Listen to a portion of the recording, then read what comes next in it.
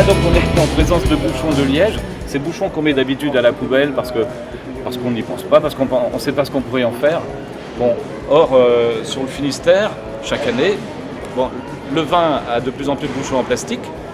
On utilise de plus en plus de vin en cubiténaire, en bag-in-box, là, je sais pas quoi. Malgré ça, je pense qu'on peut estimer à entre 200 et 300 tonnes de liège qui chaque année sont extraites des bouchons, des goulots de bouteilles dans le Finistère. Si on s'y met tous, si tout le Finistère se met à cesser de jeter les bouchons et si on les regroupe tous, eh bien, on a 200 ou 300 tonnes d'un matériau isolant avec des propriétés thermiques intéressantes, des propriétés phoniques et surtout, c'est le seul matériau écologique qui résiste à l'humidité. Voilà. Donc aujourd'hui, là, on lance une campagne, c'est parti, partout, plus un seul bouchon à la poubelle, c'est la devise. Alors on est en train de mettre en place un réseau de points de collecte. L'idée, c'est qu'on ne se déplace pas exprès. Si on prend sa voiture pour aller amener ses bouchons de liège quelque part, on mange le bénéfice. Donc, mais à l'occasion d'un déplacement, on va à la mairie, on va dans un magasin, on va faire ses courses, on va pratiquer une activité sportive ou culturelle. On trouvera un endroit où déposer ses bouchons. Croschem, c'est une association qui souhaite monter une ressourcerie sur Quimper. Une ressourcerie, son objet, c'est de détourner de l'enfouissement et de l'incinération les déchets.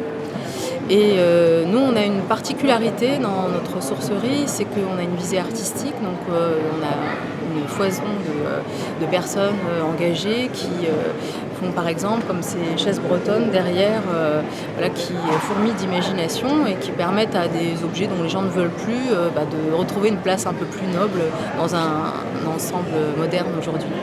Ça avait un sens pour nous d'être sur le festival Braise Transition parce que justement on agit au niveau des ressources et la transition aussi ça passe par les ressources, donc on voulait être sur des ateliers très concrets, montrer déjà que dans le stand on explique aux gens qui ne le voient pas forcément que ici il y a 238 kilos d'objets détournés de la déchetterie et puis faire des ateliers en direction des enfants. Vendredi on a reçu par exemple 80 enfants qui ont fabriqué des roses en boîte d'œufs comme on peut voir derrière ou des cache-pots à partir d'isorel.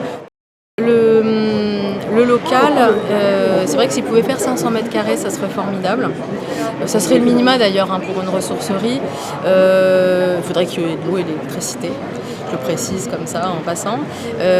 Une partie parking et puis une possibilité d'avoir des bennes parce que forcément dans une ressourcerie il y a aussi du recyclage. C'est du déchet mais il part dans des filières de recyclage.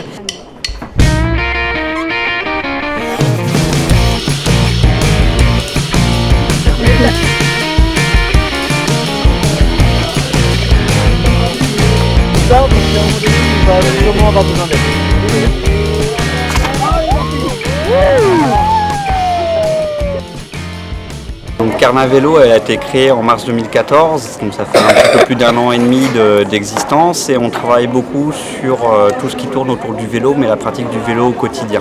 On aimerait bien avoir une reconnaissance par le biais d'un local, parce que pour pérenniser ces activités, là, jusqu'à présent, on a fait ça dans le garage des adhérents et on n'a pas de solution pérenne, du coup on n'a pas de visibilité, c'est difficile de dire aux gens on n'a pas de local, on ne sait pas quand est-ce qu'il va être le prochain atelier parce qu'on ne sait pas où on va le faire. Ça va être la disponibilité des adhérents, savoir s'ils peuvent mettre un local à disposition ou pas.